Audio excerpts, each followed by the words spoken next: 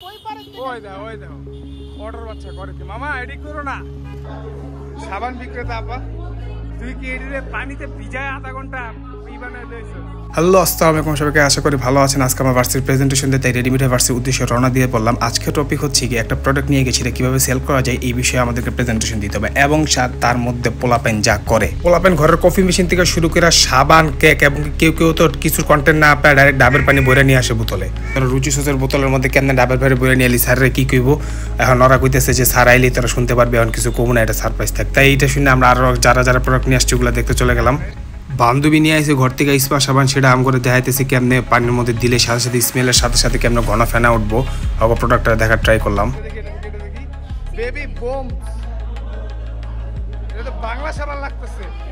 বান্ধবীর হালকা পছন্দ দিয়ে আমরা গেলাম আমার নিজের প্রেজেন্টেশনে দেখতে। সেখানে আমরা নিয়ে আসলাম ঘর থেকে হোমমেড কেক। আর সব বাদ দিয়ে কেক কেন কারণ হইতেছে কাজের সব দায়িত্ব ছিল আমাদের বান্ধবীদের গ্রুপের, আমরা পোলারা কোনো কাজই করি নাই তাই ওরা মাথায় যা আসছে ঘর থেকে বানায় না তাই ওরা দুজন মিলে কেক বানায় নিয়ে আসছে।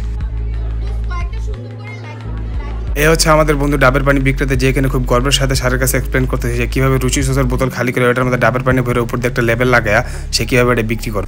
বন্ধু বান্ধবের এরকম উদ্ভট ইনভেনশন দেখে মাথায় এমনি হ্যাং তার মধ্যে বাইরে হয়ে থেকে বৃষ্টি একটা ভাবতে ভাবলাম একটা রাইড অবশ্যই দরকার মাইন্ডে রিফ্রেশ করার জন্য। তাই বন্ধুরা 5টা বাইক নিয়ে একসাথে বের হয়ে বললাম রাইড দিতে। কই যাবো কোনো ঠিক ঠিকানা নেই। ফার্স্টে ভার্সিটির সামনে থেকে বের হলাম পরে ঠিক করা হবে কই যাওয়া যায়। আর রাস্তাঘাটের মধ্যে ভাই টেম্পু অটোরিক্সা এইগুলা যে কাহিনী করে একটা যাত্রী দেখলে তো টেম্পু মনে হয় বাপের রাস্তা জায়গার মাঝখানে খারাপ পরে। আর টেসলা আমাকে অটোরিক্সার কথা নাই কয় ডাইনে না থাকে না বামেতে কয় খালি ঠেরা খালি মাথাটা ঢুকাইবার পারলে হয়েছে। যেমন আপনার এই মাত্র একটা কাহিনী দেখবেন ইনসিডেন্ট একটু লিখে বাইচে গেছে আমাকে ভাই ব্রাদার আগে থেকে খেয়াল করছিল দেখা।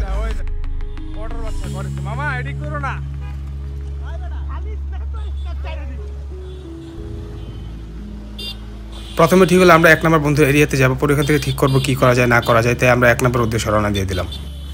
আর এখন যে রাস্তা দিয়ে যেতেছি একটা সময় ছিল যেখানে সবসময় সারাদিন এখানে পড়ে থাকা লাগতো। কারণ আপনারা যারা হয়তো জানেন না তাদের জন্য বলতেছি সেটা হচ্ছে কমার্স কলেজ হচ্ছে আমার কলেজ। এই কলেজ লাইফে এই রোডটায় ভাই হিউজ টাইম পার করা হয়েছে। মনে করেন সারাদিন পড়ে থাকতাম এর মধ্যে বন্ধু পাগলামি শুরু করে দিছে। এই ধ্যান করতেছে এটা কি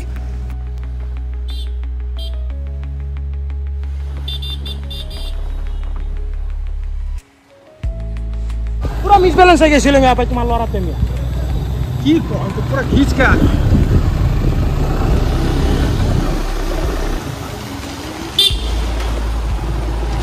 আতঙ্ক। লাভ রোড ক্রস করতে করতেই দেখলাম আবার বৃষ্টি পড়া শুরু হয়েছে। এর মধ্যে আবার সামনে কাটা আছে ওখান থেকে ঘুরতে হবে এবং ডাইনে বাবা সার্জেন আছে থেকে শেষ চেক দিলাম কারণ হইতে থেকে আমাদের কারো হাত মাথায় বাই হেলমেট নাই।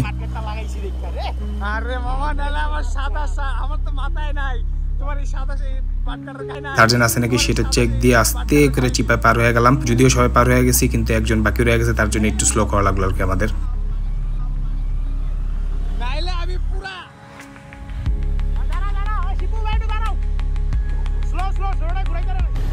ছোট রাস্তা পার করার পর আবার আমরা রাইড শুরু করলাম। ওর নাম ছোট হলেও কিন্তু বহুত বড় একটা জিনিস। ওরা সবাই আমরা আতঙ্ক বললে ডাকি কারণ ডাইনামে থাকলে সবাই আতঙ্ক থেকে কোন সময় কি করে বসে। তো যাই হোক এর মধ্যে আমরা রাইড এনজয় করার পর শুরু করলাম। যেতেই 1 নম্বরে গোলচক্কর আগে ঠিক বামে ঢুকে পড়লাম কারণ ওই দিক দিয়ে হচ্ছে বন্ধুর এরিয়া। সো ওই দিক দিয়ে এখন আমরা ঢুকে পড়বো। আমরা সামনে আবার সার্জেন্টের ঝামেলা আছে তাই ওই দিকে আর গেলাম না। ভাই মেইন রোডে সার্জেন্ট আছে মানলাম ঠিক আছে বাট হোয়াট ইজ দিস এমন চিপা রাস্তা কেন ভাই? এমন চিপা রাস্তা নিয়ে ঢুকছে যেখানে একজনের পাশে আরেকজন হাঁটলে সামনে পরে দেন আরেকজন মানে দিন কোনো খবর নেই। যে চিপা চুপা রাস্তা দিয়ে বাইরলাম সামনে এলাকা বন্ধুর এরিয়া তাই আগে যেতেছি।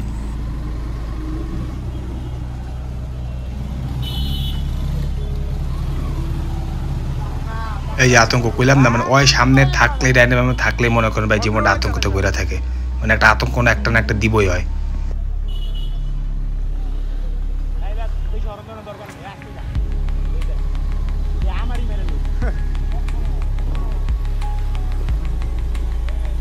দেখতে দেখতে বন্ধুর এরিয়া চলে আসলাম। এখানের মধ্যে হচ্ছে বাইকগুলো পার্ক করে তারপর হচ্ছে কিছু ফটোশ্যুট করলাম সেটা আপনাদেরকে দেখাই।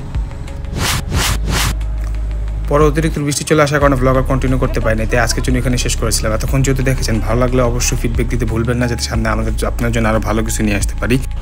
সুন্দর জায়গার মধ্যে কেমনে আসলাম আসার পেছনে কাহিনী কি এটা জানার জন্য নেক্সট ব্লগের জন্য স্টে টিউন। কারণ ভাই জায়গাটা যতটা সুন্দর দেখতেছেন আমি দিকে অনেক অবাক হয়ে গেছিলাম কিন্তু বিশ্বাস করেন ভাই এই জায়গার মধ্যে আইসি কেমনে আল্লাহ ভালো জানে মানে কি পরিস্থিতিতে যাওয়া লাগছে মানে মরার উপর খরা হয় না ওইরকম সিচুয়েশনে পরে জায়গায় ঢুকে গেছি আমরা।